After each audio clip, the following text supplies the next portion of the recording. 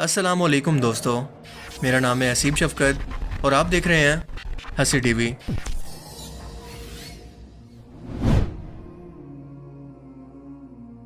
कुरान करीम में अल्लाह ताला ने वाज़े तौर पर इंसानियत और जिन्नात यानी दो ऐसी मखलूक़ात जो कि शऊर, अकल और अपनी मर्ज़ी रखती हैं, इन्हें बार बार चैलेंज किया है कि इस कुरान जैसी कोई एक सूरत भी बनाकर दिखा दो। अब आप सोचें कि क्या पूरी इंसानियत के अंदर क्या कोई ऐसा एक भी ज़हीन दिमाग नहीं है जो कि कुरान करीम के इस पैटर्न को कॉपी करके एक सूरत को भी बना सके। ये कैसे मुमकिन है कि अल्लाह की ज़ात क़यामत तक के लिए इतना बड़ा दावा करे?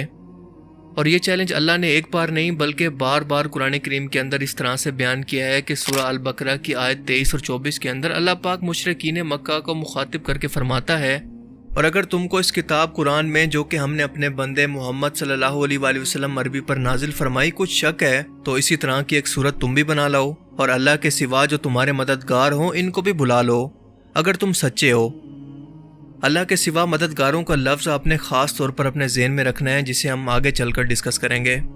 सूरह हूद आयत 13 के अंदर अल्लाह पाक फरमाता है कि ये लोग कहते हैं कि मोहम्मद ने खुद कुरान को बना लिया। कह दो कि अगर तुम सच्चे हो तो तुम भी ऐसी 10 सूरतें बना कर ले आओ और अल्लाह के सिवा जिस को बुला सकते हो बुला भी लो।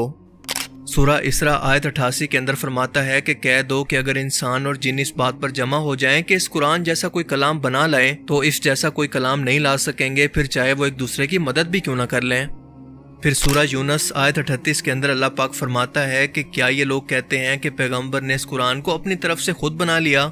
कह दो कि अगर तुम सच्चे हो तो तुम भी इसी तरह की एक सूरत को बना लो और अल्लाह के सिवा जिनको तुम बुला सकते हो इनको भी बुला लो।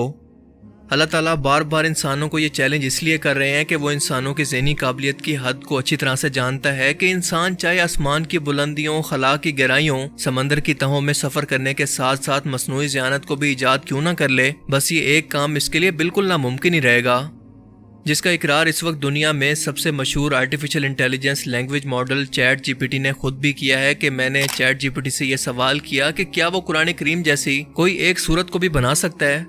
इसका जवाब क्या था ये जानकर आप भी बेख्तियार सुभान अल्लाह कह उठेंगे। ऊपर बयान करदा आयात के अंदर अल्लाह ने अपने चैलेंज के अंदर ये वाज़े किया था कि तुम जिनको अपना मददगार समझते हो इनको बुला लो। अब 1400 साल के दौरान कोई इंसानी ज़हन तो ये चैलेंज पूरा नहीं कर पाया, और अगर ऐसा हो जाता तो आप सोचें कि ये उस शख्स की ज़िंदगी की सबसे बड़ी कामयाबी होती।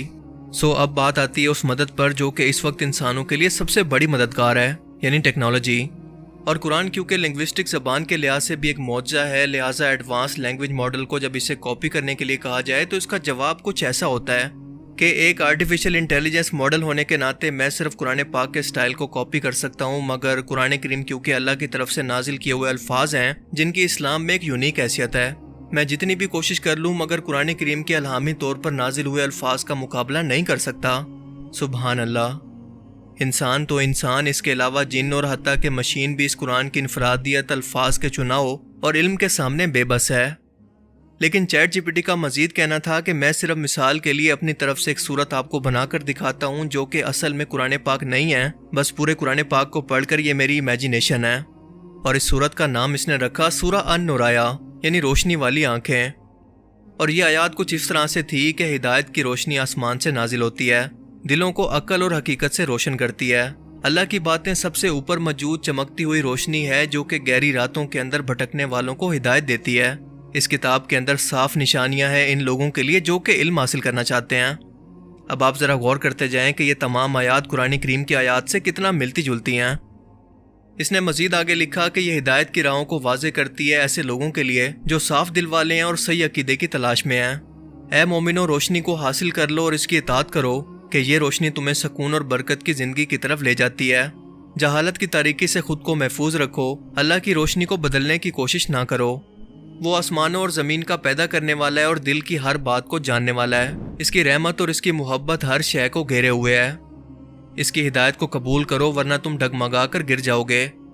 कुरान पाक की कुछ आयात का थोड़ा सा भी मुताला करने वाला शख्स आसानी से ये समझ सकता है कि ये तमाम की तमाम आयात कुरान पाक से कितना मिलती जुलती हैं, बस इन्हें लैंग्वेज के तौर पर थोड़ा सा बदला गया है।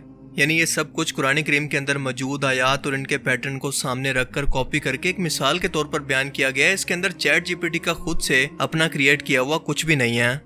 اس کی مثال ایسے ہے کہ کوئی شخص صرف لفظوں کو ردل بدل کر کے ایک نیا مضمون لکھنے کا دعویٰ کرے، حالانکہ اس کا مین آئیڈیا اصل کی کاپی ہے، اور اس کاپی کے اندر اس کی خود کی کوئی کریٹیوٹی ہے ہی نہیں۔ اس سے پہلے نازل ہونے والی علامی کتابوں مثلاً تورات، انجیل، زبور کے اندر بھی جو ردل بدل کی گئی تھی وہ ان آیات کے معنی اور مطلب کے اندر کی گئی تھی، اور وہ لوگ بھی چاہ کر ان علامی کتابوں کے اندر کوئی نئی آیات شامل نہیں کر پائے تھے۔ اور اس بات کو چیٹ جی پی ٹی بھی اچھی طرح سے سمجھتا ہے۔ وہ جانتا ہے کہ قرآن کریم کی بے مثال عربی ترتیب، الفاظ کا چناؤ اور اس کا علم ایسا ہے کہ اس کا مقابلہ کرنا ممکن نہیں۔ چلو ایک لینگویج ماڈل ہونے کے ناطے وہ زبان کی نقل تو کسی بنا پر کر سکتا ہے، پر قرآن کریم کے اندر جو بے تحاشا سائنسی حقائق، مستقبل کی پیشن گوئیاں، اخلاقیات، ماضی کے واقعات، پیغمبروں کے حالات، جنات، روح، قیامت کا منظر، فرشتوں کا ذکر، یعنی ایسی باتیں جو کہ صرف علامی طور پر جاننا ممکن ہے، کیا یہ سب کچھ چیٹ جی پی ٹی کر سکتا ہے؟ کیا یہ مستقبل کی پیشن گوئیوں کو امیجن کر سکتا ہے؟ وہ تو یہ تصور بھی نہیں کر سکتا۔ اب اس کی بنائی گئی آیات کو پڑھ کر آپ خود سمجھ لیں کہ کیا اس آیات کے اندر کوئی ایک چیز ایسی بھی موجود ہے جو یہ بتا رہی ہو کہ یہ الفاظ کسی مشین یا کسی سافٹ ویئر کے نہیں بلکہ علامی طور پر نازل ہوئے ہیں۔